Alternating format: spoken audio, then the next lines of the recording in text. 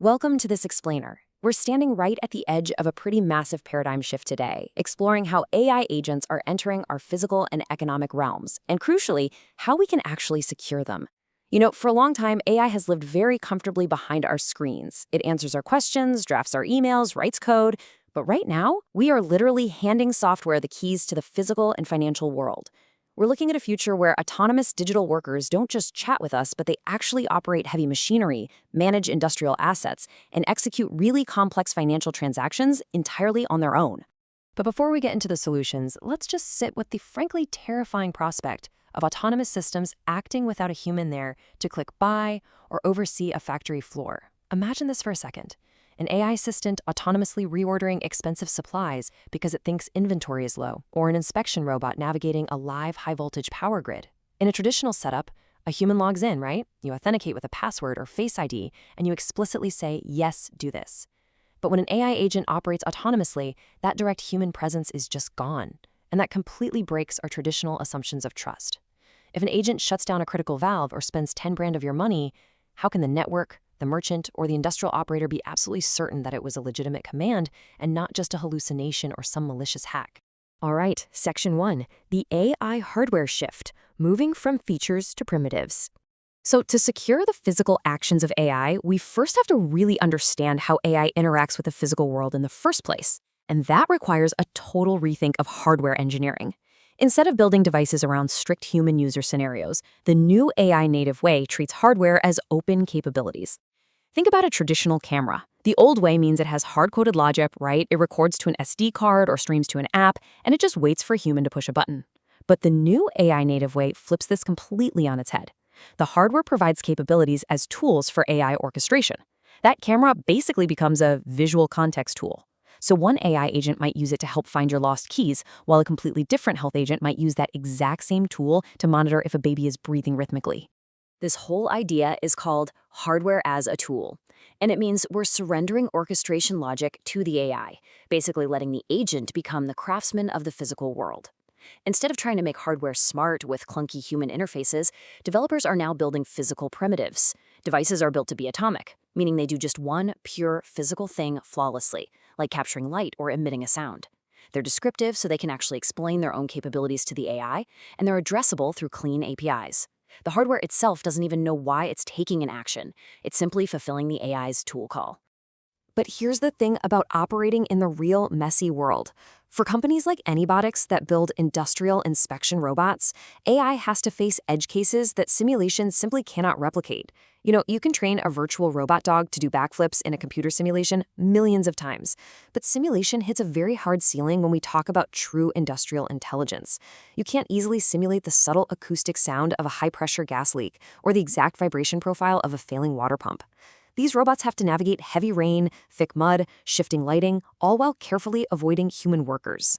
They need to collect high-fidelity multimodal ground truth in the real world to build a proper data flywheel. So here's our quick roadmap for the rest of this explainer. First, the crisis of trust. Second, agent identity.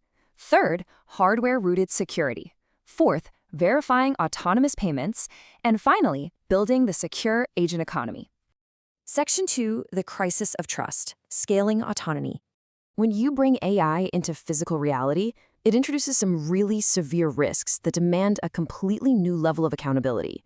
As we start scaling from just a single chatbot to entire fleets of autonomous agents interacting with our critical infrastructure and financial networks, the attack surface expands exponentially.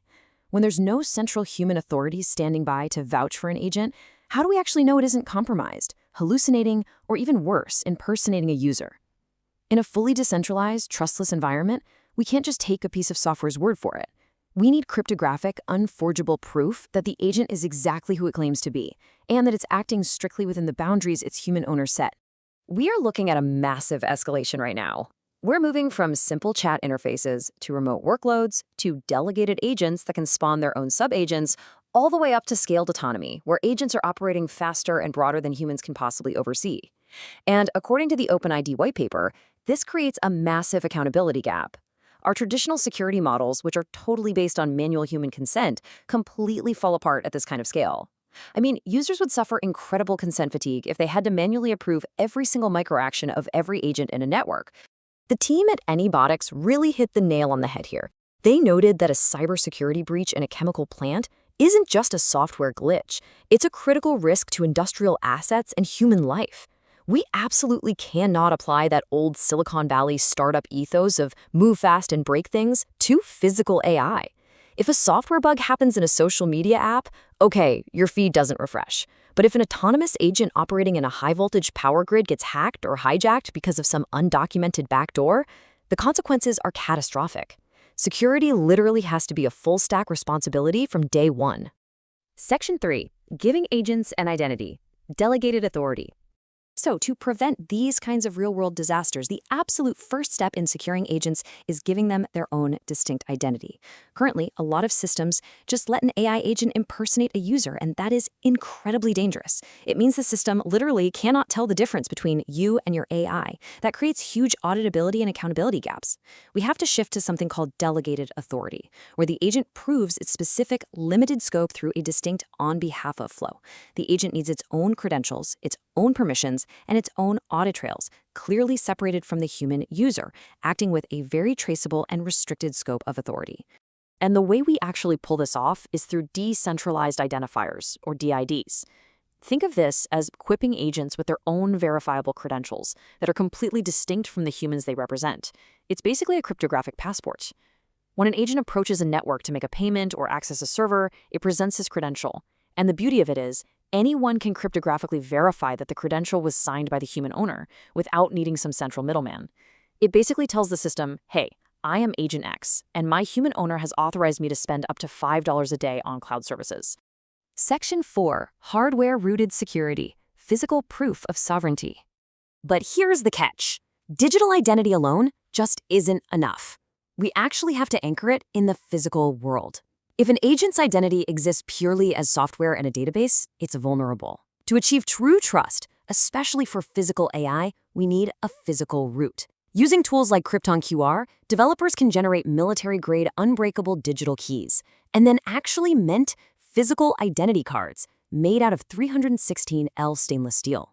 So instead of just being software that can be easily copied or stolen, the agent's identity is bound to a tamper-evident, fire and water-resistant piece of physical hardware. The agent's cryptographic hash is laser-engraved right onto the steel card, which also contains an encrypted NFC chip.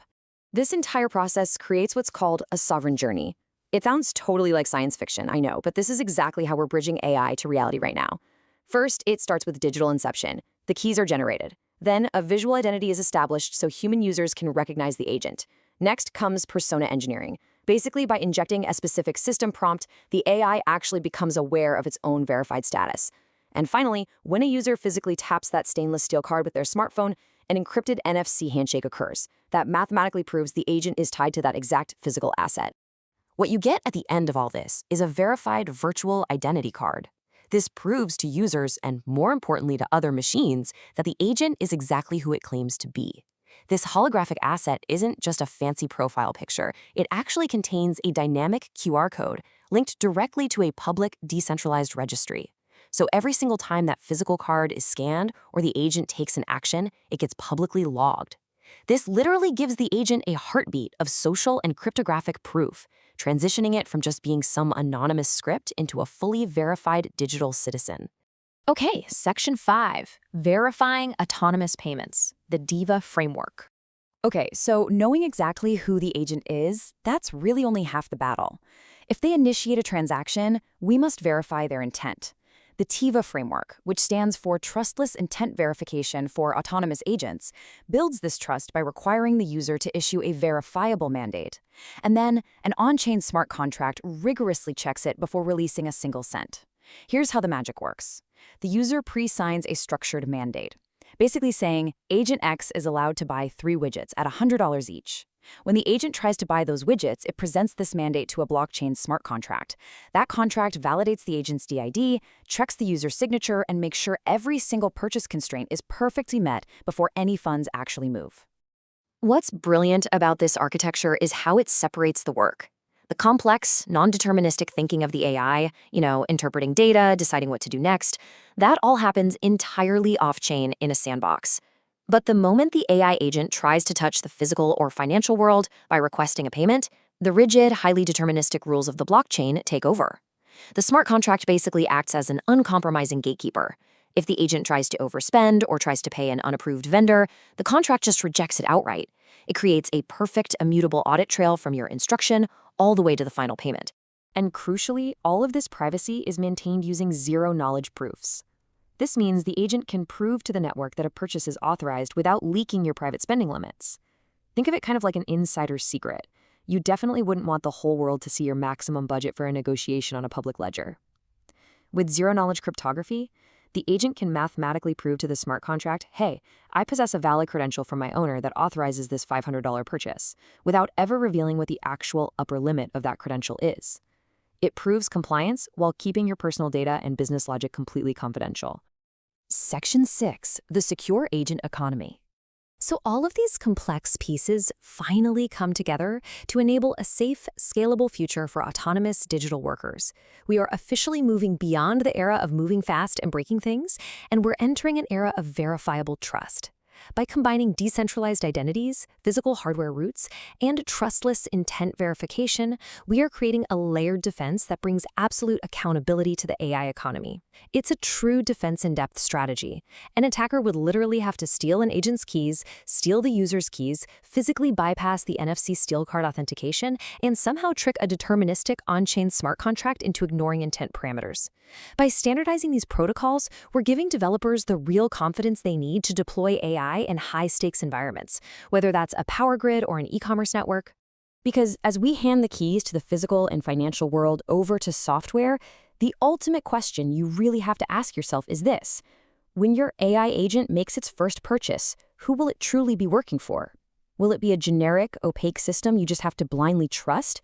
Or will it be a sovereign, hardware-rooted entity mathematically bound to execute only your verified intent? The technology to build a provably secure AI economy isn't science fiction. It's here today. Thank you so much for joining me on this explainer, and I highly encourage you to dive deeper into these fascinating frameworks shaping our autonomous future.